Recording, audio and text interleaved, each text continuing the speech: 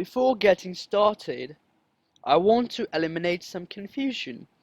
Well, most of the people think that Java and JavaScript are somehow related, just because of the keyword Java in them. Now, Java and JavaScript are two different languages. They have nothing in common in between them, except for the fact that both support classes and the word Java in their names. With that get out of the way, let's get started with our series. Now, most of these logos on the screen, I'm pretty sure if you're a millennial, you are familiarized with at least two of them. What about this one?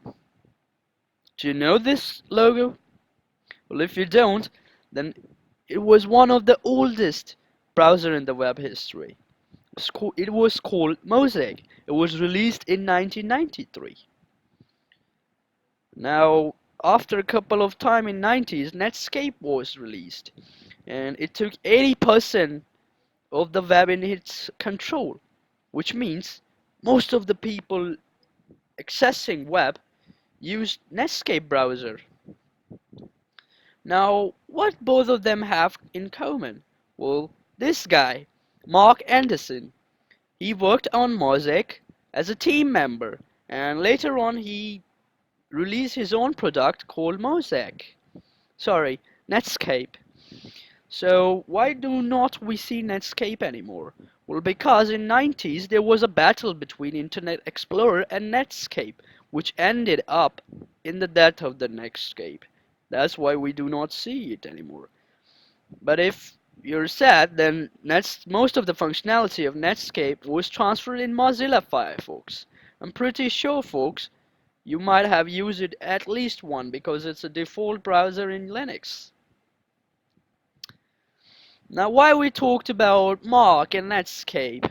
So basically, Mark Anderson wanted to do more than in web.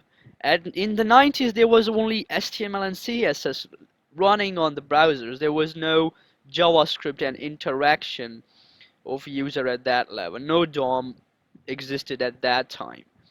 So what happened that Mark decided to come up with something that user could interact with. So he decided to join hand with this guy, Brandon Ike, and he presented his idea to Brandon, and Brandon loved it. And he joined in hands with Mark. And in 10 days, Brandon launched a language called Maka, which we nowadays know as JavaScript or ECMAScript. So JavaScript has a lot of names prior.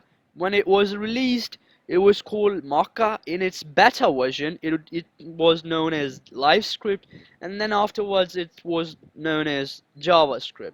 Now, I think in 1996, when I was born, so European decided to standardize JavaScript. So for some copyright reason, they could not take the word JavaScript, so they started calling it ECMAScript. And nowadays we have heard about ES6 or 5. That's actually basically JavaScript, just its versions are updating.